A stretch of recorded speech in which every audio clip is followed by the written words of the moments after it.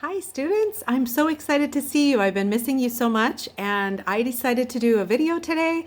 This is something new for me, so please be patient with me. I'm never sure like quite where to hold the book or any of that kind of thing, but it is so good just to be able to talk to you. And as I'm reading this, I'm going to think about each one of your faces as I look around the room while I'm doing Read Aloud. I miss you so much, and virtual hugs to you.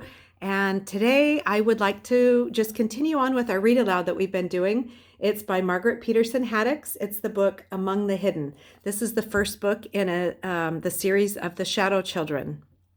So today we are on chapter 19, kind of part of the way through. So I'll start on chapter 19.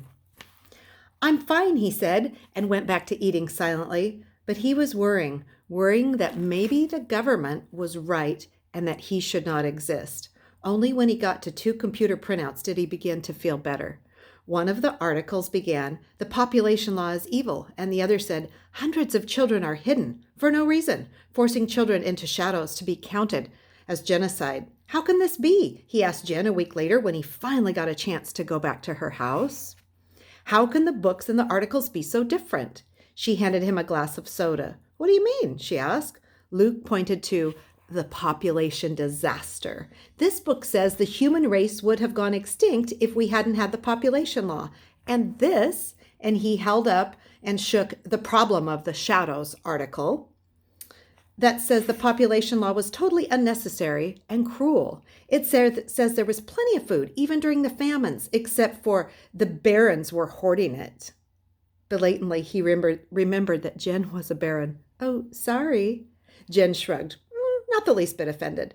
"So what's the truth?" Luke asked. Jen shook potato chips in a bowl. "Well, think about it. The government allowed those books to be published. They probably even paid for them. So of course they're going to say that the government wants the government wants people to believe.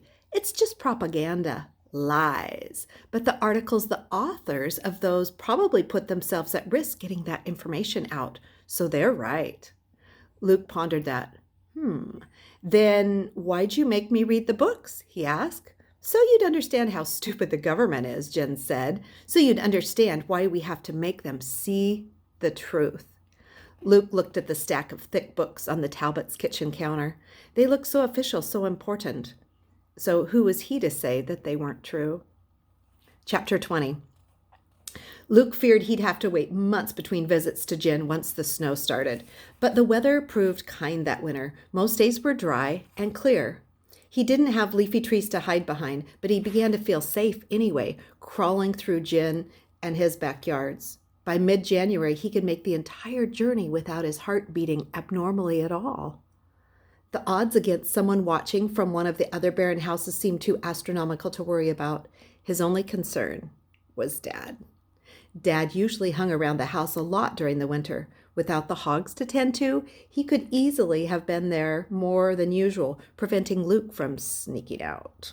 But suddenly Dad had taken to heading to town more mornings, yelling up to Luke, "I'm going to the library. You got something up there to eat for lunch, don't you?" Or, "There's some plastic tubing over in Slyton I want to check out. Tell the boys when they get in from school. You hear?"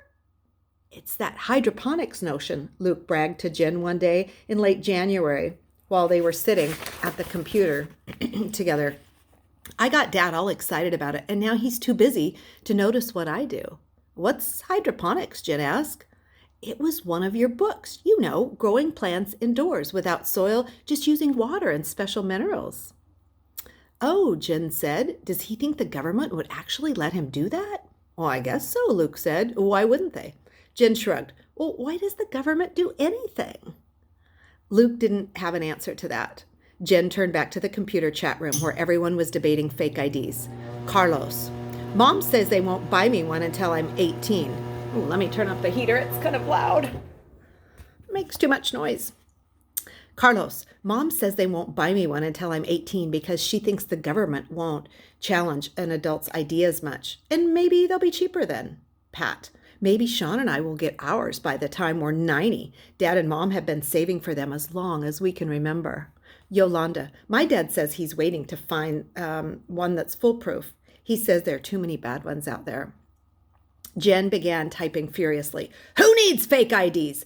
Carlos, they probably get one for you that says John Smith, and you'd have to spend the rest of your life trying to pass as an Anglo. My parents have been begging me to get fake IDs for years, but I won't get one until it says Jen Talbot, and it's really mine. Have you all forgotten the rally? We're all going to get real IDs. It says who we really are. We aren't fakes. We shouldn't have to hide. She jabbed the enter button so hard the computer shook. But, Jen, Luke said timidly, I thought you used a fake ID to go shopping with your mom. It said you were her niece. Jen turned a fierce gaze at Luke. No, that was just a shopping pass, she said. I don't like using that either, but I figured I couldn't fight my parents about everything. So what they're talking about, she pointed to the computer screen, is taking on a fake identity permanently. Most shadow kids do eventually. They go live with a family and they pretend to be someone that they aren't for the rest of their lives. So you'd rather hide? Luke asked. He thought about using a different name, living in a different family, being a different family, but he couldn't imagine it. No, of course I wouldn't rather hide, Jen said irritably, but getting one of those fake IDs, that's just a different way of hiding. I want to be me, and I want to go about like anybody else.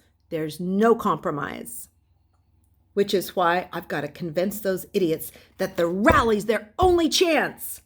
There was a shocked blankness on the computer screen after Jen's entry. Then Carlos ventured, Jen, got any of your parents' blood pressure medicine today handy? Sounds like you need it. Jen stabbed the power button on the computer. The screen instantly went dark. She spun around in her chair and clenched her fist. Arrgh! She screamed with a grimace of frustration. Jen? Luke asked. He leaned forward from her in case that she decided to use those clenched fists. Jen turned to Luke in surprise, as though she'd forgotten he was there. Don't you ever feel like saying, I can't take this anymore? She asked. She leapt up and she began pacing the floor. Don't you ever want to just walk into the sunshine and say, forget hiding! I don't care! Am I the only one who feels like this? No, Luke whispered. She whirled around and pointed at the computer. Then what's wrong with them? Why don't they understand? Why aren't they taking this seriously? Luke bit his lip. I think, he said, people just have different ways of expressing what they feel. Those kids make jokes and they complain. You run around screaming your head off and talking to people and tackling them. He was proud of himself for figuring that out, considering he knew 5 people in the whole world. But for the first time, he wondered how the rest of the family would cope if they had to hide. Dad would get grumpy. Mom would make the best of it. And Matthew would be quiet, but he would look the same all the time, the way he looked every day anyone mentioned the pigs that they couldn't have anymore. Mark would gripe so much that he'd make everyone miserable. For the first time, Luke felt a glimmer of pride that he dealt with hiding better than anybody else in his family would, he thought. Jen snorted in explanation. Whatever, she said. She slid back into her chair by the computer. But the rally's in April. I've got 3 months to make sure everyone's ready. She switched on the computer and began typing furiously again. Luke slipped away after a few hours. He wasn't sure Jen even noticed him leaving. Chapter 21. It's been great being able to read with you for a little bit. I'd like to keep reading daily. This is Friday today, and happy Friday. I will continue reading on Monday. Monday, we have parent-teacher conferences coming up, and I'm looking forward to talking to your parents on the phone. I get to tell them about the amazing progress that you've made this year and that you're continuing to make at home with your self-learning opportunities. And I look forward to doing more videos and seeing you. Again, happy Friday. Bye.